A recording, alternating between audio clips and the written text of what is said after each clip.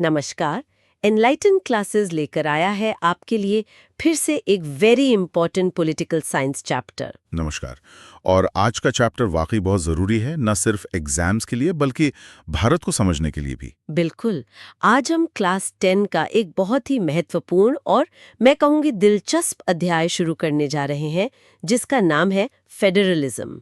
Federalism यानी संघवाद। हाँ, ये शब्द सुनने में थोड़ा मुश्किल लग सकता है। कई स्टूडेंट्स को लगता है कि ये बहुत कॉम्प्लेक्स है। सही बात है, लेकिन हम आपको विश्वास दिलाते हैं कि इसके कॉन्सेप्ट्स बहुत ही लॉजिकल और आसान है अगर सही तरीके से समझे जाएं। और लोकतंत्र में, खासकर भारत जैसे विशाल और विविधता वाले देश में, फेडरलिज्म का कॉन्सेप्ट बहुत ही ज़रूरी है।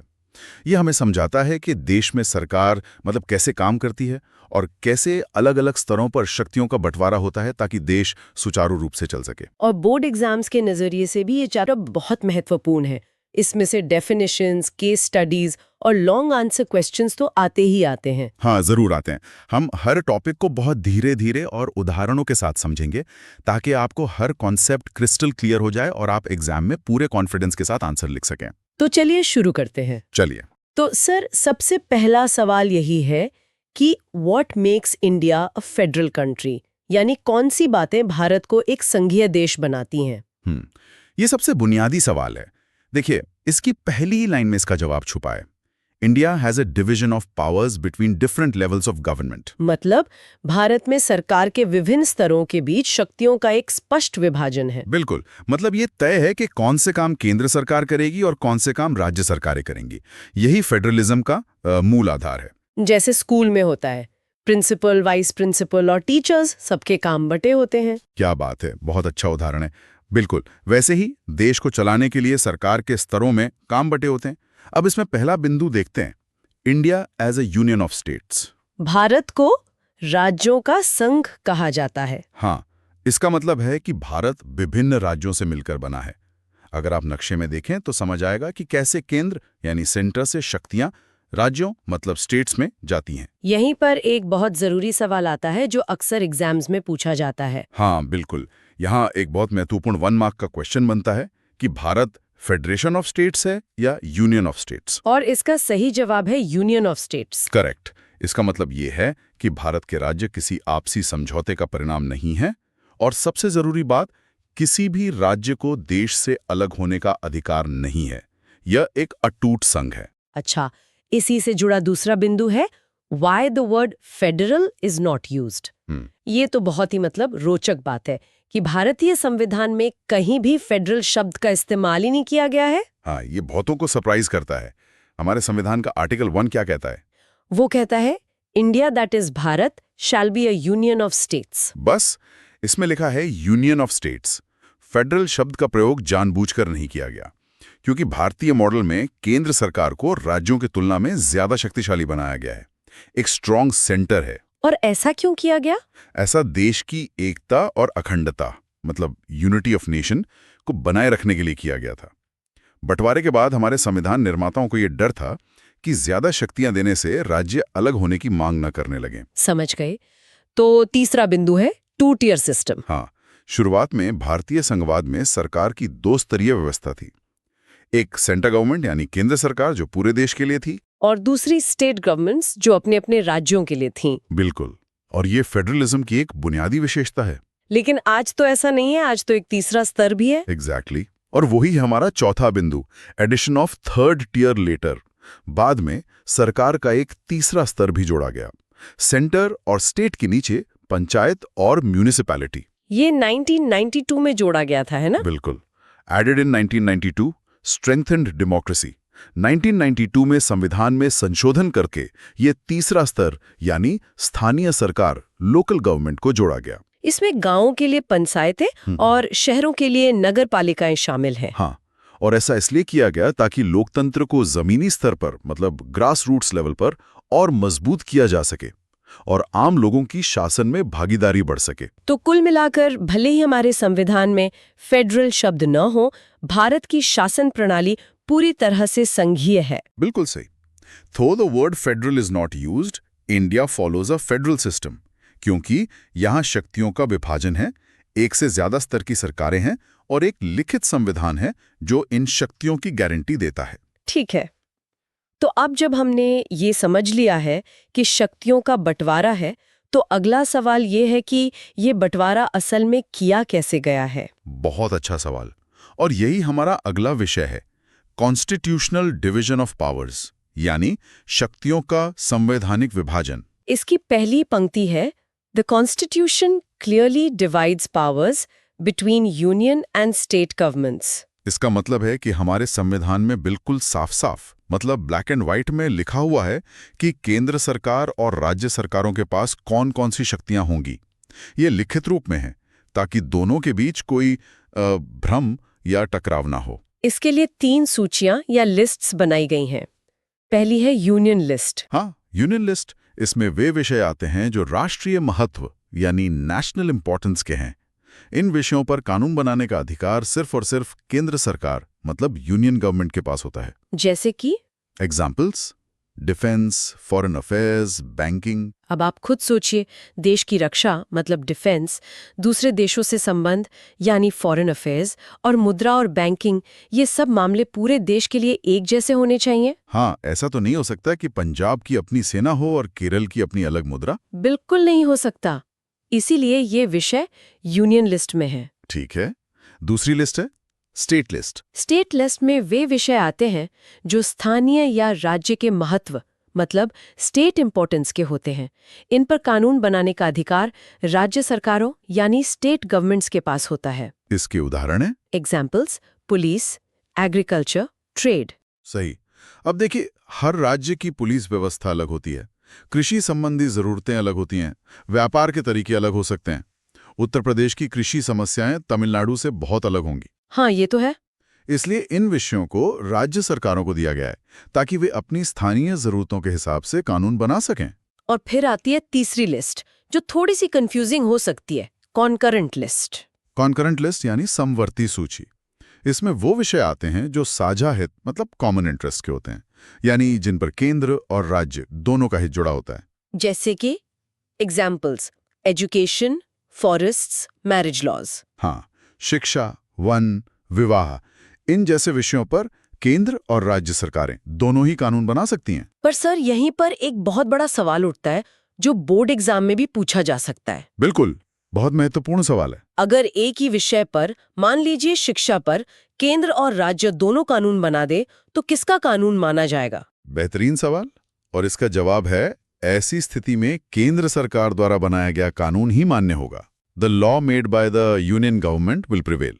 ये 3 मार्क्स के क्वेश्चन में अक्सर पूछा जाता है। अच्छा, अब एक और सवाल। जब संविधान बन रहा था तब तो कंप्यूटर, इंटरनेट ये सब तो नहीं था? नहीं था। तो इन नए विषयों का क्या? वो किस लिस्ट में आते हैं? क्या बात है, आप बिल्कुल सही जगह पर पहुंची हैं। यही हमारा चौथा बिंदु है, रेसिड्यूरी पावर्स मतलब बची हुई शक्तियां। बिल्कुल। ये वे विषय हैं जो इन तीनों सूचियों में से किसी में भी नहीं आते। Powers not listed with union government. तो मतलब computer, internet, cyber crime, e commerce, ये सब? हाँ, ऐसे सभी नए विषय जो बाद में सामने आए उन्हें रेसिड्यूरी पावर्स में रखा गया, और इन विषयों पर कानून बनाने का अधिकार सिर्फ केंद्र सरकार यूनियन गवर्नमेंट को दिया गया है। ये तो 1 मार्क्स के लिए बहुत इंपॉर्टेंट है। बहुत ज्यादा। एग्जाम हाईलाइट में यही लिखा है, subjects not mention in any list come under residuary powers of the union. आपसे पूछा जा सकता है कि सॉफ्टवेयर की सूची में आएगा, तो जवाब होगा रेसिड्यूरी पावर्स। और अगर 5 मार्क्स का क्वेश्चन आए कि explain the legislative division of powers, तो आपको इन तीनों सूचियों यूनियन, स्टेट, कॉन्करेंट को उनके उदाहरणों के साथ समझाना होगा, और अंत में रेसिड्यूरी पावर्स का भी जिक्र करना होगा। पूरे 5 मार्क्स मिलेंगे। बिल्कुल साफ हो गया। अब इसी आधार पर आगे देखते हैं कि क्या भारत में सभी राज्यों को बराबर शक्तियां मिली हैं? हमारा अगला विषय है special powers and asymmetrical federalism. Asymmetrical federalism, ये एक बहुत ही न्यूआंस्ड कॉन्सेप्ट है। पहली पंक्ति है, in India some states have special powers to protect their unique needs. इसका मतलब है कि भारत में कुछ राज्यों को उनकी विशेष जरूरतों को पूरा करने के लिए कुछ विशेष शक्तियां दी गई हैं। पर क्या ये बराबरी के सिद्धांत के खिलाफ नहीं है? अच्छा सवाल है। देखिए, पहला बिंदु है unequal powers of states. All states do not have same powers based on history and geography. Bharat में सभी राज्यों की स्थिति एक जैसी नहीं है। कुछ राज्यों को उनके विशेष ऐतिहासिक और भौगोलिक परिस्थितियों के कारण विशेष दर्जा प्राप्त है। और इसी को एसिमेट्रिकल फेडरलिज्म कहते हैं। हाँ, यानी ऐसा संघवाद जहां सभी इकाइयों मतलब राज्यों को बराबर शक्तियां नहीं होती। ये भारत की विविधता को, उसकी डाइवर्सिटी को अकोमोडेट करने का एक तरीका है। भेदभाव नहीं है, बल्कि जरूरत के हिसाब से व्यवस्था है। इसका कोई उदाहरण है संविधान में? बिल्कुल। दूसरा बिंदु देखिए, article 371 special provisions for certain states. भारतीय संविधान का आर्टिकल 371 कुछ राज्यों जैसे कि नॉर्थ ईस्ट के राज्य हैं, असम, नागालैंड, मिजोरम और कुछ अन्य राज्यों को विशेष प्रावधान देता है। और ये प्रावधान किस बारे में होते हैं? ये प्रावधान उनकी जमीन, संस्कृति और सरकारी नौकरियों के संरक्षण से जुड़े होते हैं। ये उनकी अनूठी पहचान को बनाए रखने के लिए जरूरी है, जो कि संस्कृति का संरक्षण करना है और उन्हें प्रशासनिक लचीलापन देना है ताकि वे अपनी जरूरतों के अनुसार शासन कर सकें। और फिर आते हैं यूनियन टेरिटोरीज, केंद्र शासित प्रदेश। हाँ, चौथा बिंदु, union territories controlled by union, limited powers. Bharat में राज्यों के अलावा कुछ छोटी इकाइयां भी हैं, जैसे दिल्ली, चंडीगढ़, लद्दाख। ये इतने छोटे हैं कि इन्हें अलग राज्य नहीं बनाया जा सकता। तो इन पर सीधे केंद्र सरकार का नियंत्रण होता है। हाँ, इन पर सीधे यूनियन गवर्नमेंट का नियंत्रण होता है और इनके पास राज्यों की तुलना में बहुत सीमित शक्तियां, लिमिटेड पावर्स होती हैं। तो एग्जाम पॉइंट में यही बताया गया है, asymmetrical federalism means unequal distribution of powers among states. बिल्कुल, ये परिभाषा 1 मार्क के लिए बहुत महत्वपूर्ण है। और 3 मार्क्स में पूछा जा सकता है, what is asymmetrical federalism, why has it been adopted in India? तो जवाब में हम बताएंगे कि इसका मतलब है शक्तियों का असमान वितरण, और भारत ने इसे अपनी विविधता और कुछ राज्यों की विशेष जरूरतों को समायोजित करने के लिए अपनाया है। और आर्टिकल 371 और यूनियन टेरिटरीज का उदाहरण दे सकते हैं। परफेक्ट, पूरे मार्क्स। चलिए अब आगे बढ़ते हैं। इतना जटिल सिस्टम है ये, शक्तियों का बंटवारा, विशेष प्रावधान।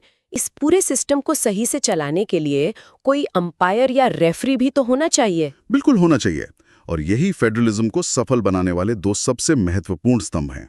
हमारा अगला विषय, role of judiciary and financial autonomy, न्यायपालिका की भूमिका और वित्तीय स्वायत्तता। पहली लाइन कहती है, judiciary protects the constitution and financial autonomy allows governments to function independently.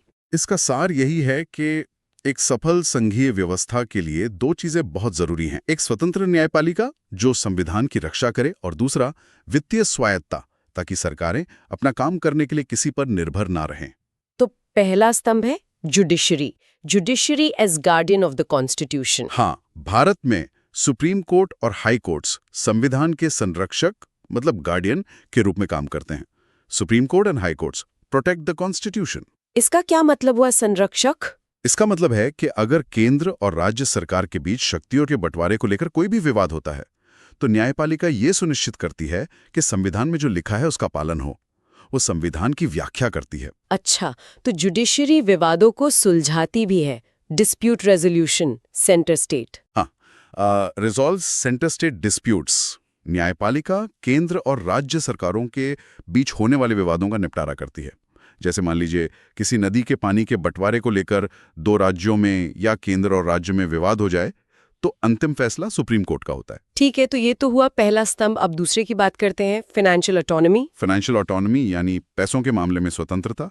देखिए, governments need funds for administration and development.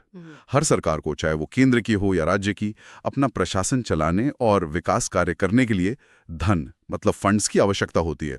और अगर राज्य सरकारों को पैसे के लिए पूरी तरह केंद्र पर निर्भर रहना पड़े, तो वो स्वतंत्र रूप से काम ही नहीं कर पाएंगी। एग्जैक्टली, वो एक तरह से केंद्र के अधीन हो जाएंगी। इसीलिए हमारा चौथा बिंदु है taxation and revenue sharing. Taxes are shared between centre and states. हाँ, संविधान में ये भी स्पष्ट रूप से बताया गया है कि कौन से कर, टैक्सेस, केंद्र सरकार लगाएगी और कौन से राज्य सरकारें।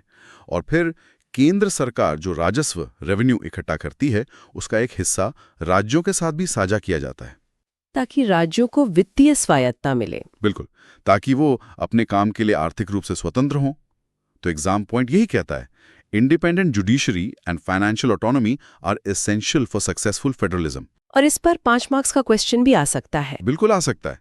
How do the judiciary and financial autonomy contribute to the success of federalism in India?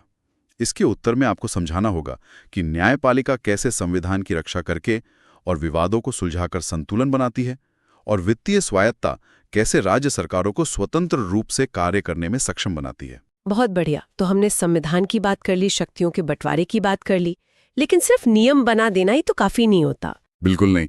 Federalism की सफलता इस बात पर भी निर्भर करती है कि उसे व्यवहार में, प्रैक्टिस में कैसे लाया जाता है। और यही हमारा अगला विषय है, how is federalism practised in India, यानी भारत में संघवाद को व्यवहार में कैसे लाया जाता है। हाँ, और इसकी पहली लाइन ही इसका सार बता देती है। Federalism in India works through democracy, cooperation and respect for diversity. मतलब इसकी सफलता का राज सिर्फ संवैधानिक प्रावधान नहीं, बल्कि लोकतांत्रिक राजनीति, आपसी सहयोग और विविधता के लिए सम्मान की भावना है। एकदम सही।